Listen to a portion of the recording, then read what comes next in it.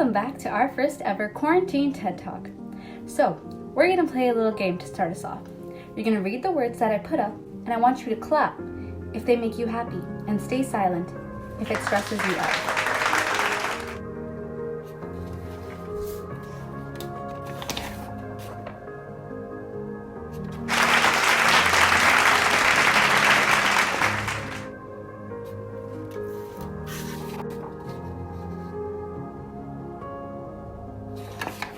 Now, although I can't see all of you right now, I'm sure of one thing. If you're a teenager, you probably hesitated before answering one or two words.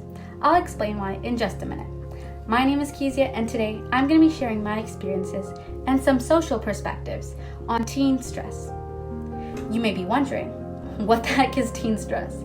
And why should I care about it? Well, that's my job to help you understand. The reason behind your hesitation when hearing words like tests or grades lies behind the fact that some kids feel an immense amount of emotional and mental pressure while dealing with words like those and things like those. Psychologists call that teen stress. Teen stress has to do with anything from worrying about living up to social standards, school standards, and even our parents' standards. You have a big test coming up, I'll give you an example, which is worth 5% of your grades. And some of your friends ask you, hey, do you want to go to a party this week?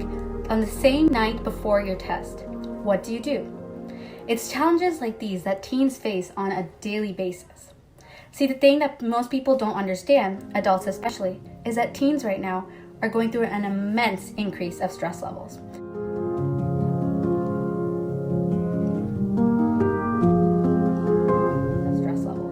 Girls are being expected to look a certain way to conform to society, and boys have to act differently to be liked. On top of all of that, you have to maintain social lives and good grades to please your parents. Gee, it sure is hard to live up to the high standards placed upon us. If you think you're stressed out, imagine being a teen in today's society. According to psychology student Sophie Bethune, teens are reportedly experiencing stress patterns similar to adults.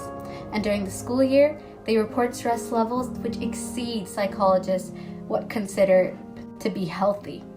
On a scale of 1 to 10, 1 being less stressed and 10 being very stressed, children our age experience a 5.8 on the scale, compared to the 5.1 of an average adult.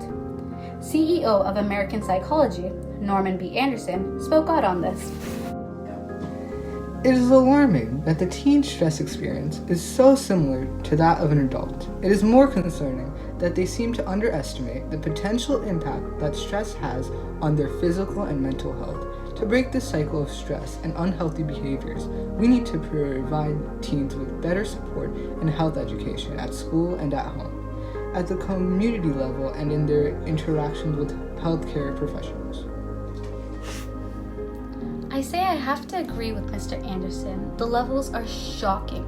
Sociology has similar views on why we face stress.